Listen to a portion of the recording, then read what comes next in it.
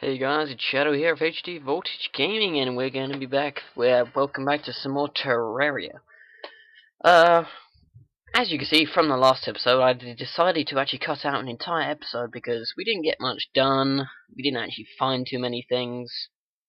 The only real thing I did was I built 2 dirt walls, sort of on either side of the house, so monsters couldn't get in. And I put in the back round for the house, basically, and I finished it off a bit. I put in 2 rooms. One for the guide, and one for another NPC we'll be getting into later. I just decided to build it in advance because I had the room to. So yeah. First things first, you might notice I'm just building this random hole just to the side of the house. This is just a sort of defense. I always do this with every house I make in Terraria, just because it makes it a whole lot easier to defend the house in sort of if you're going against a boss or an army of evil goblins. It's just a pit that you need to make it wide enough so they can't just jump past it, but you need to make it deep enough so they can't jump out. I've done it just about 5 and then about 14 deep or whatever, or 7 or some multiple / factor of 14 or 7, I don't know.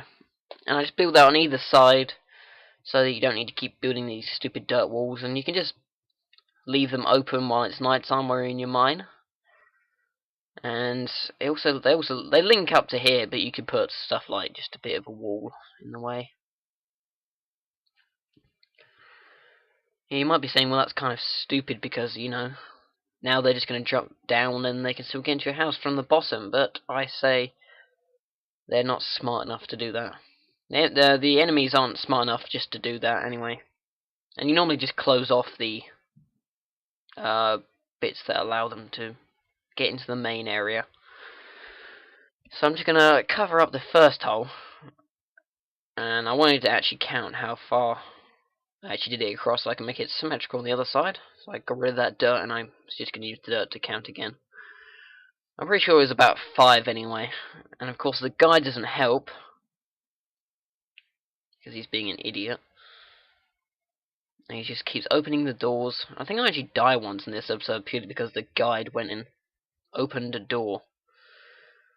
And it made me die, which is annoying. You know, you can see this zombie just jumping up and down like a little douchebag. But while I'm doing this, while I'm digging this hole, I guess I'll be thinking about something. I'll tell you guys something I was thinking of just about like 10 minutes ago. And it was sort of what I think the next sort of Call of Duty game is going to be.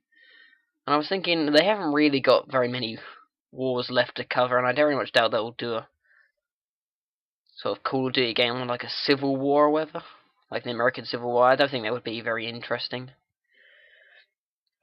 So the first thing I think is they're gonna maybe go for just a pure Call of Duty Zombies game, which of course is something that would definitely appeal to me, because I of course love the zombies in Call of Duty and I've always found it really fun to play.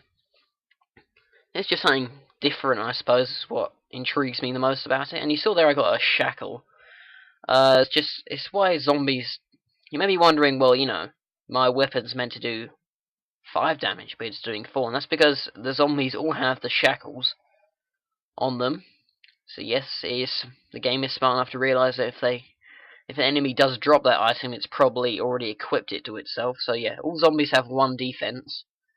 Probably something I should have told you in the first episode, but it's not really important.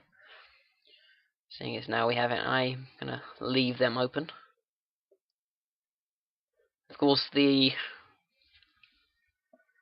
sort of pit thing, the pit strategy doesn't work with all enemies, especially the flying ones. But it still can work, because they'll be stupid and try and follow you, and they'll end up just falling down the hole and won't realise that they can just fly out. You know, the enemies in this game probably do need to be a bit smarter. It does make them quite easy to kill. But of course, saying that, I did die in this episode, so I can't really talk that much about that. And I think in this episode we do go back down the mines near the end. Find some more. We find lots of good metals, which we end up crafting quite a lot of stuff. I think I get an improved sword as well. I think I go for the copper broadsword, which we're very close to getting anyway with all the copper we had, but didn't. I think we were about 4 off. I think we have 6 copper bars. I can't really tell. And also, you may have noticed there is no game audio. For some reason, I lost all the game audio. I don't know what happened. I was thinking of going through a really weird way of doing it, which was, I think I was gonna. I think I die here. I think I was gonna record it with my commentary, put that over the video, take the video off, put in the sound, somehow find a way to merge the sound in with how it would sound in the game. And that there's a falling star. Get 10 of those, and you can start using magic. But you'd actually need to find a magic spell. At dawn, all demon eyes sort of fly away, and zombies stop spawning. The only enemies that will spawn during day are slimes and the jungle enemies, but we won't be seeing them for a while. This is where I die. Completely got screwed over by the zombie. He was just like camping in my house. In this game, unlike Minecraft, you don't lose all your items when you die. You only lose about half your money. So I was only 1 hit away from dying. That really pissed me off. Of course, the guide's run off somewhere like a complete retard. He's going to go get himself killed. And we're probably just going to go. The rest of this video is just purely be in the mines, just mining. What you would do in the mines, you mine, you know. If average stuff. Anyway, I did see, as you can see, I did find that iron beforehand, but I just wanted to, I didn't want to like go too far ahead, just like there was iron there, and not show everyone that I had got it. And people would be like, well, you just randomly spawned in some iron, you little hacker. And I'm like, no, I found it actually. Anyway, so I found sort of a pocket of iron over there, a larger one on top and a smaller patch just underneath. I decided just to leave the smaller one just to show it was actually there,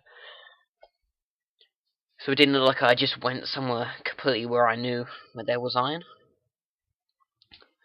Anyway, this is sort of the beginning of a elevator, which just takes you directly down in the mines to where you need to go. Just quick access to your mines, but of course it's very dangerous to do elevator this early in the game. But I decided we just sort of start it off. And you might be saying, well, why is it so dangerous? Well, you do take full damage in this game.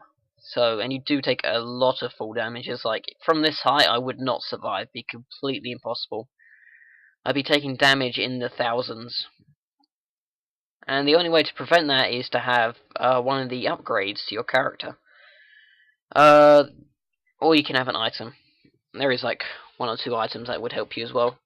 You can make you could have the grappling hook, and then you could just grapple to the ground. Of course, that would require a lot of good timing. You could have the cloud in a bottle, gives you a double jump, and you could just do your second jump just before you hit the ground, eliminating all the momentum that you would have accumulated from falling.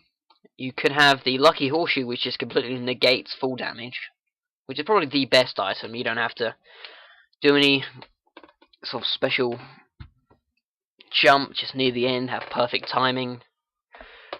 The lucky horseshoe is purely designed just for that purpose. I don't think it provides any defense, so whether it's actually worth having, it'd be worth having. If you find it, don't just get rid of it. It is worth having. It's a pretty rare item. You can get it from dungeon chests. You can get it from Sky Island, like houses. Yes, you do get islands in the sky. There are many biomes in this game. Of course, I think Minecraft's finally catching up in terms of biomes. There's not really many. There's like desert, forest, snowy, mountainy area. They finally started to expand it a bit. I don't think I'd call the ocean a biome. That doesn't really count too much. They finally started to expand over there on Minecraft 1.9. Adds plenty of new biomes. Well, we're coming to the end of the episode, so give it a like rating, check out my channel, and I will see you guys later.